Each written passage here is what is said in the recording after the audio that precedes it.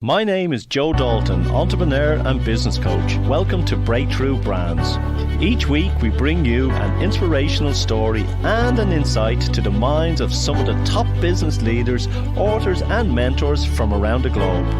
Whatever is needed to make you shine in life and business, you'll find it here.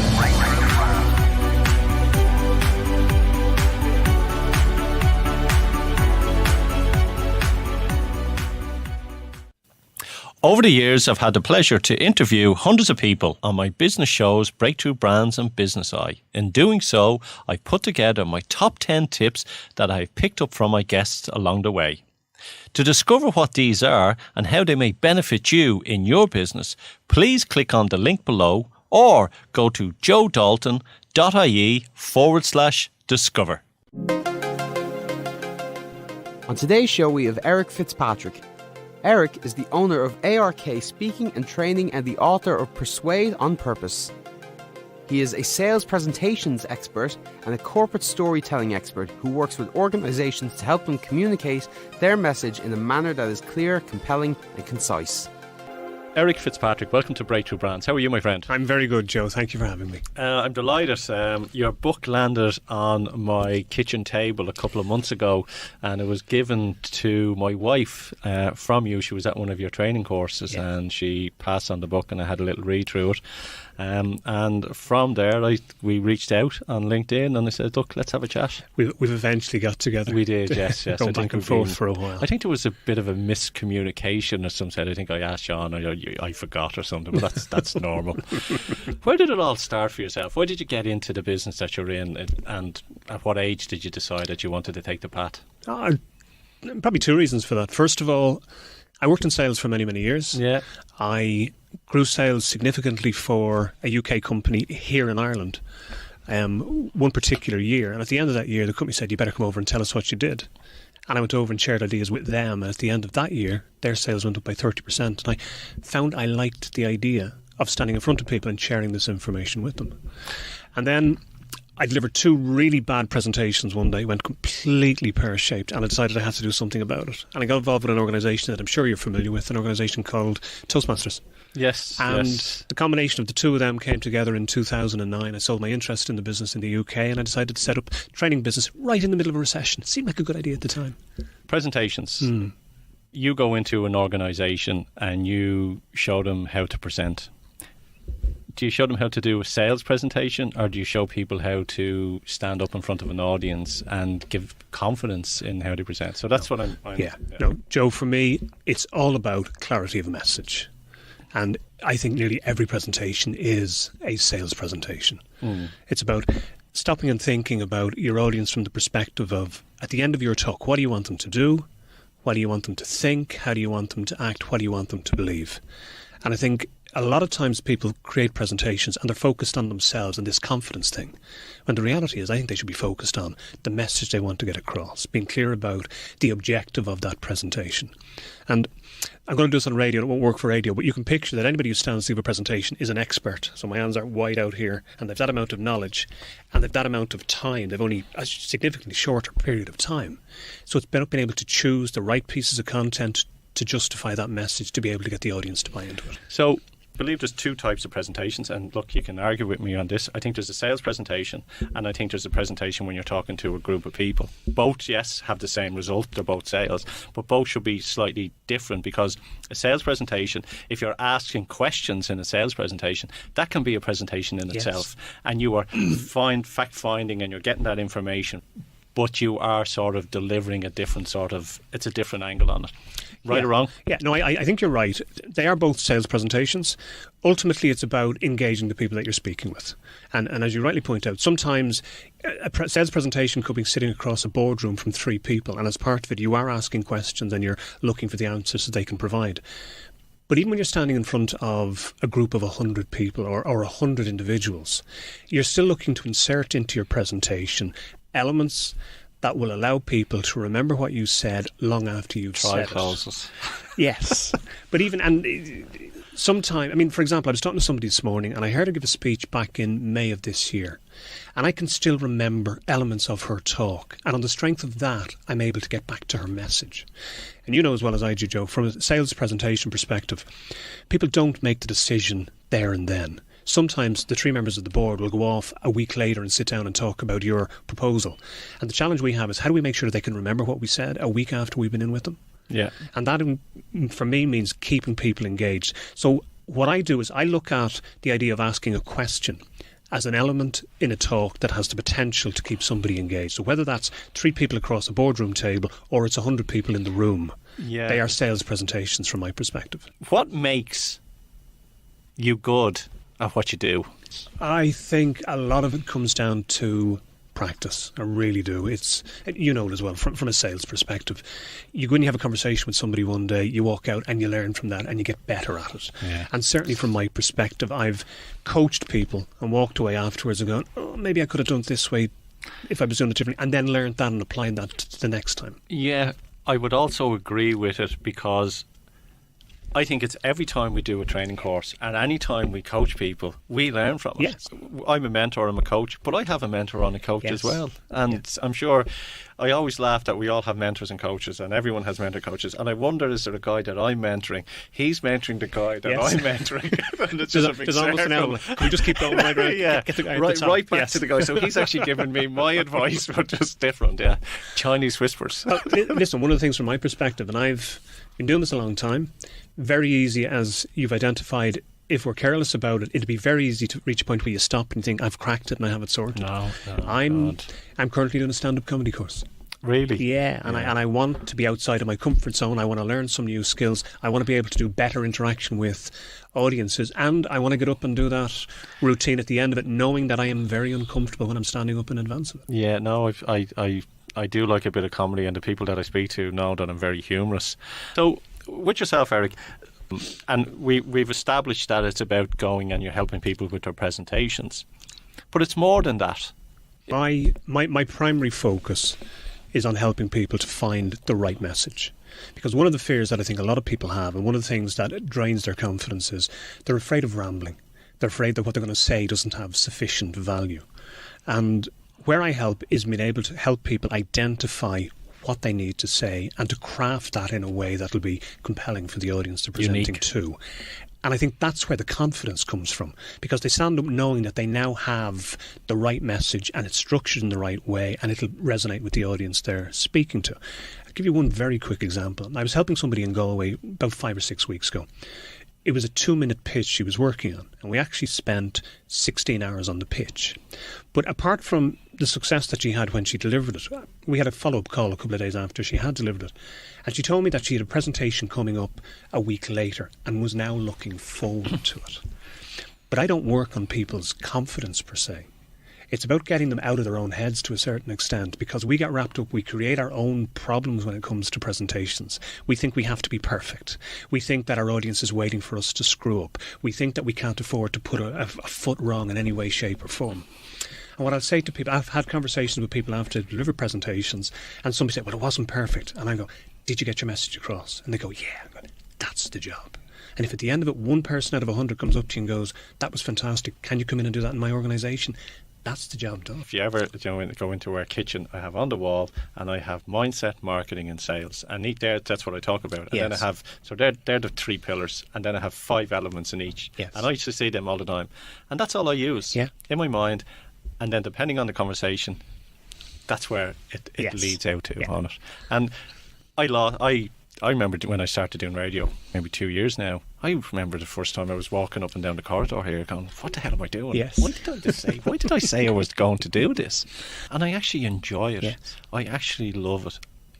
So what I'm trying to figure out, I would say I've no ego. I don't really care what other people think. You know, it is, I am who I am. But am I doing it because of ego? Am I doing it because I'm trying to sell my wares? Well, I think what happens is, if you take speaking as the example, we go through stages. Stage 1, I'm scared of this. So you decide, will I do something about it or will I accept that that's where I am? And a lot of people decide they're going to do something about it.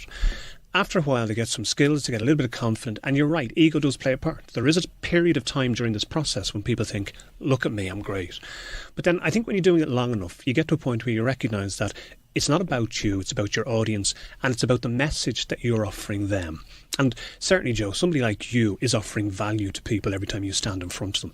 And whether that's somebody walking away going, I need to get more of this, or it's somebody walking away going, I picked up one thing today from what that guy said. Just one thing, and and I can use that, and that's where I'm going to benefit. Yeah.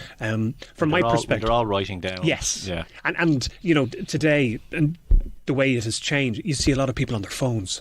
I remember the first time it happened thinking, are they not paying attention to me? And then you find social media is alight with all the stuff that people are posting. Yeah, and I think the whole thing is just evolving constantly. It's like it was funny, I was speaking to an audience, the Trim Business Association there a couple of weeks ago, and I had 13 in the room, but I had 23 online watching it. So, that's before it would be 13 in a room and that was it. Yes. But the other 23 couldn't make it because of the weather, and they were all online watching it at the same time. One of the most challenging gigs I had recently. I was in France, but there was people in Germany, Brazil, and in 2 other locations in the world as well. And we're sitting across the table talking to each other, and then suddenly you got to go, hang on a second, can I make sure, can he hear me what he's saying over there? Yeah, and it changes dynamic. But if you go back to what you said, the more you do this, the more confident you get, the more you're able to handle things when they become a little bit pear-shaped, or the more you're able to adjust when something different gets presented to you. Yeah. Like I remember the first one I ever did, and I remember it felt like a car crash. Felt like a complete car crash. There was very little people in the audience, and I started laughing because I should have just went down and talked to the 4 people. Yeah. And there was one guy, and he was just staring at me, and I was going, oh my God, everyone else is taking notes, and there's this one guy not liking what I'm doing. So I was focusing my energy on him, and I was focused on him. And it was actually Pat Slattery. Okay, yes. And and I went over and he says, he says, good speech. I says, it was a car crash. He says, it was good. He says, you have to, and what he said to me was, you have to remember one thing. No one knows if your speech is good or bad. Yeah. They just to know the delivery of it. Yeah. You will only think that it's good or bad. Yeah. And I kind of went, yeah, you're right on that, yeah. And then I went home and practice, and then got really, then the next one I did was better, standing ovation and mind blowing and average, But I remember just laughing to myself. It was so, and that's the thing. And even that, as you said, you're standing in front of a room of 100 people, and you're looking out, and 99 people seem totally engaged, and there's one person in the corner. And it takes a bit of practice to get to the point where you go, right, if you're not paying attention, I'm going to ignore you, as opposed to I'm going to get you. Yeah. But it was funny. And actually, as well, sometimes that person, they've enjoyed it just as much as everybody else. They just didn't tell their face while you were talking. Yeah, and that's it. And it's even, and I understand people's perception, because I was doing another gig in one of the embassies there, and we were on a panel of experts, and I sat down, and it was Q&A, and there was 4 of us sitting down, and this is so funny, this really sort of clicked in me. All of them had paper out and notes, and I didn't. Yeah. And I was going, oh my God, everyone has papers and notes out. Should I? Oh no, I can't reach into my bag here and grab the notes. And I didn't. But afterwards, the others were saying to me, oh my God, we seen you had no notes, and we were trying to put ours away. So I was going, oh yeah, okay, well, that's we do that, don't we? You look at somebody else and go, oh, maybe I should. And you go, no, what you're doing is great. It's what you're doing. So do you help people with the sales process as well? Or do you just, is a presentation that you're helping with? I'm trying to clarify that for the audience. I have helped organisations with sales process. It's not something that I actively push. You're more unique on it, yeah. And I suppose from a sales perspective, it's really about sales communication. Again, with your experience, Joe, you know there are times when salespeople walk into meetings and it's like a vomitarium. They just shove out as much as they can, hoping some of it's going to stick. And even when they get to a point where they have enough confidence to have a conversation and ask questions and make it two-way, there are still times when what they're presenting isn't strong enough. And one of the areas where I help is being able to help people to craft something that is more concise, that is clearer, and is more compelling. Elevator pitch. Are you doing for small SMEs, helping them with their elevator pitch? A lot of these people who get into startups can't sell are being pushed into sales Yes. because they've never sold, and suddenly they now have to learn how to give a presentation. Yeah. And is that part? Some of them, that presentation is looking for a couple of million. Yes. On it. Yeah. I helped in that area.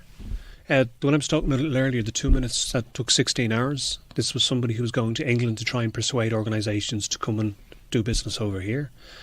And I suppose in some way it was an elevator pitch, but I think the difference, I would be very reluctant to coach anybody to create a 2-minute pitch that says, this is who we are and this is what we do.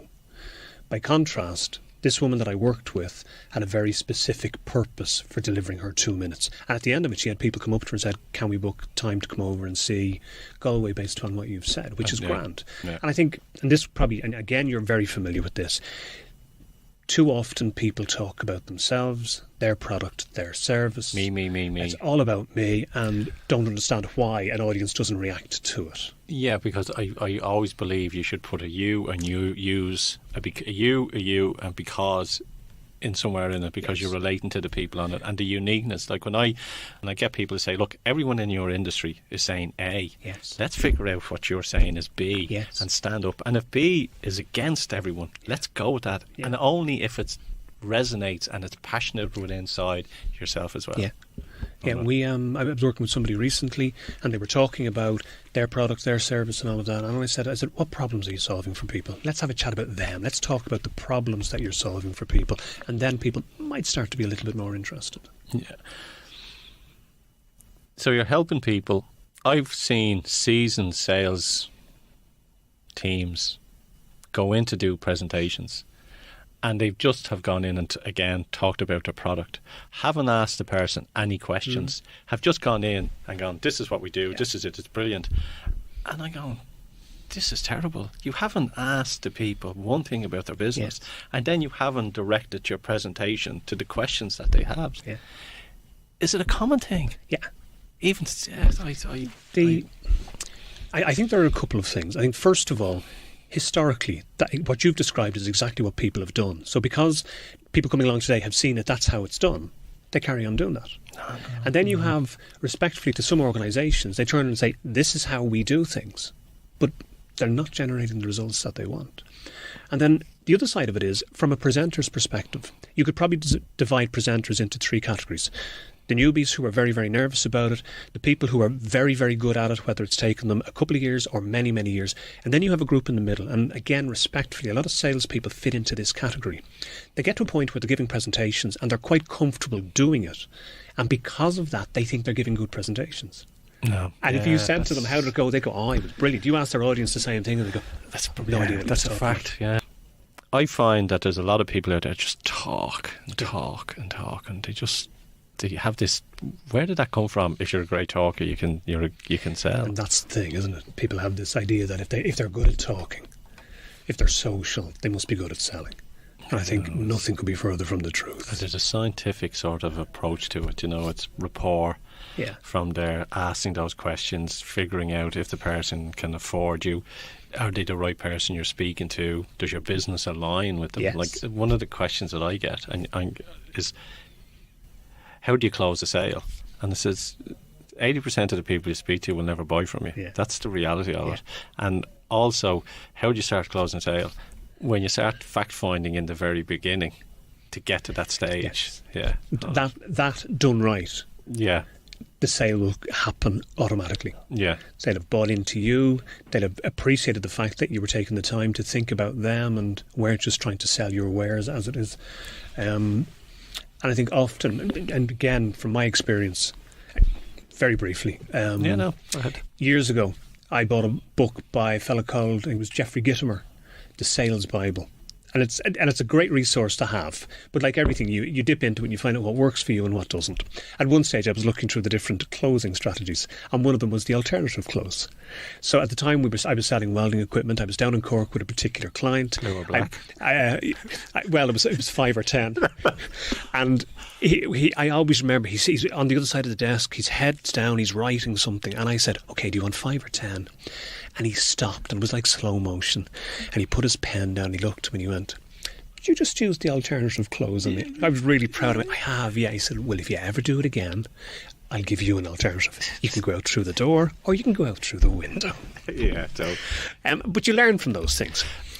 I think if you get good at it, I believe and I know when you get good at it, you can actually know if the person has bought before they have even bought as well. Yes. That's the beauty of it. Knowing that, and you're kind of looking, touching the product or asking the questions, whatever it be, and you go, they bought, but they haven't. Yes. But when you ask for an order, there's something goes on in their mind that actually explodes. That and that's why you do the silence. Yes. Wait, he who speaks next loses on it, because that's going on. And if you talk, you're giving them the excuse on it.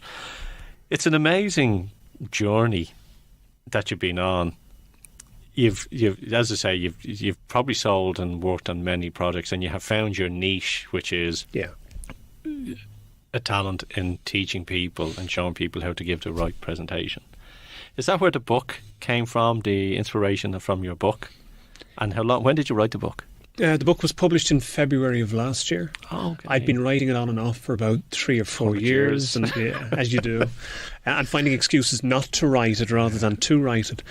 And I suppose what I wanted, Joe, was just to have something that was slightly different, because there's a lot of books out there on presentations.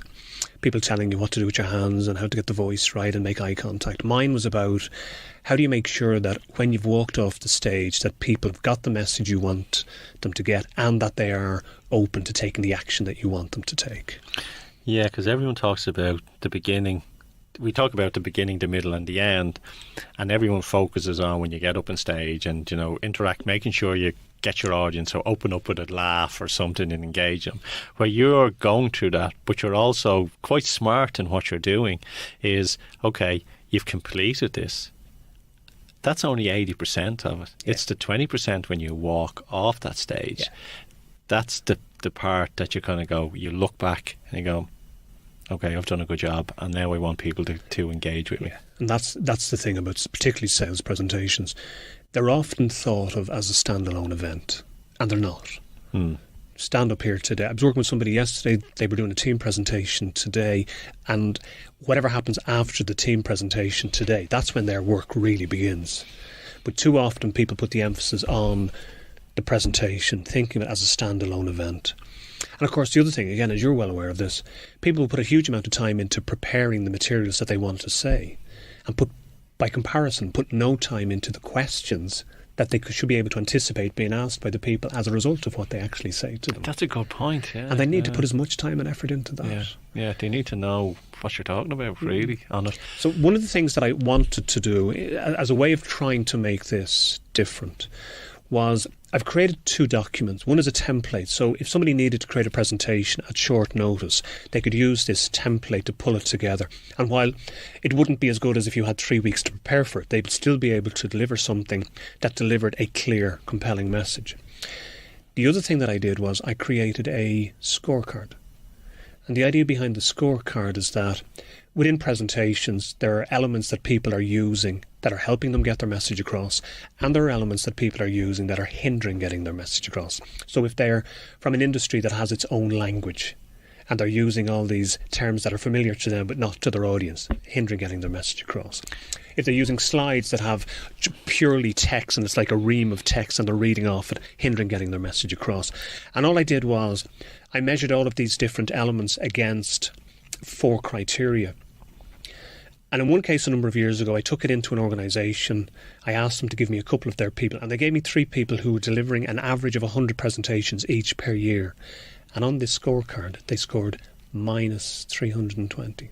Because they were doing an awful lot of the things that people have been coached to do, that everybody thinks they're supposed to be doing, but they're not actually helping them get their message across. And all we did was we took out some of the elements, replaced them with other ones that would help, and their score went up, and it changed the impact they were having when they were having conversations with their clients. Yeah, that's food for thought. You have me ponder on that now.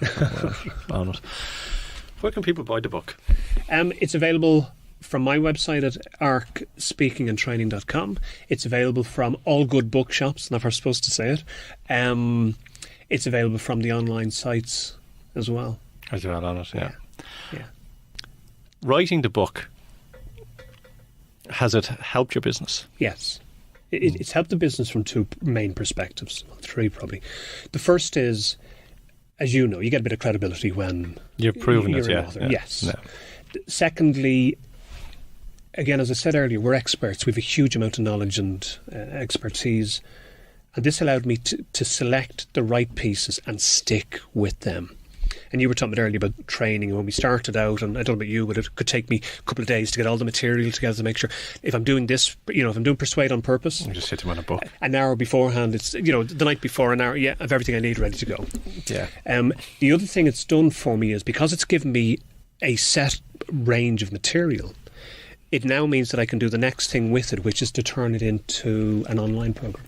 I sold it in May of last year to a particular woman, and in July, she's in Scotland, she sent me a letter in July just saying, thank you, bought the book, tried some of the ideas, they worked, I had an important presentation coming up, and it hit the mark exactly as I intended to. And ultimately, that's the job, that's what we're trying to do. When's the audio out? Next year. Next year. Yeah, I'll try and have it out before your book in February. Yeah, I'll race you to that then. Yeah, no, because that's the way it's going as well. It is. It is. It's the next level on it. And where can people find you? Oh. Online, LinkedIn, wherever. Yeah, LinkedIn, Twitter, Facebook. Although I'm primarily LinkedIn is the main one. As I said, there is the site ARK, ARK, Speaking and Training. And then available via phone. Phone, email. Email, the usual, yeah. Best business advice you've ever received? Best business advice. Every quarter, I go to one of the local hotels near where I live up in Beaumont. I switch off my mobile phone and I spend the morning asking and answering 3 questions. Question number 1, what am I doing that I need to keep doing? Question number 2, what am I doing that I need to stop doing? And question number 3, what am I not doing that I need to start doing? I think sometimes when we're working in business for ourselves, it's very easy to get caught up in the day-to-day. And I think there's huge value in just being able to take a step back and have a look at what we're doing and find out if we're doing the right things and it's taking us in the direction we need to be going. So after a lot of crying, you come up with the answers there. Yes. Yeah, a lot of pain. A lot of pain. Yeah. What other book would you recommend for people to read apart from your own book? Well, the one I'm reading at the moment is one called The Pressure Principle. It's by a fellow called Alf Ford, or I think it's Alf Ford. That's a surname. But apparently he coached Johnny Wilkinson in the lead up to the 2003 Rugby World Cup final and had given him what he needed to be able to drop kick that winning goal at the time. And I suppose in business there are a lot of times when we find ourselves under pressure.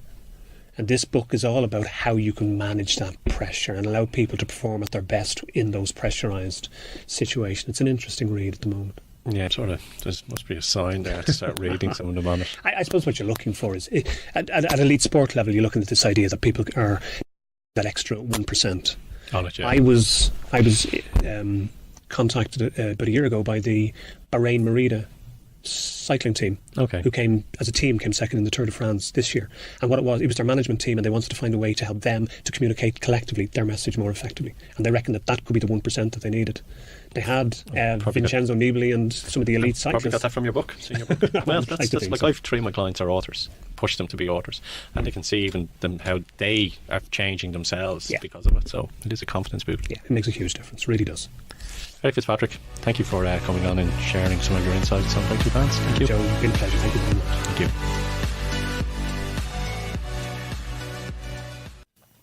Over the years, I've had the pleasure to interview hundreds of people on my business shows, Breakthrough Brands and Business Eye. In doing so, I've put together my top 10 tips that I've picked up from my guests along the way. To discover what these are and how they may benefit you in your business, please click on the link below or go to joedalton.ie/discover.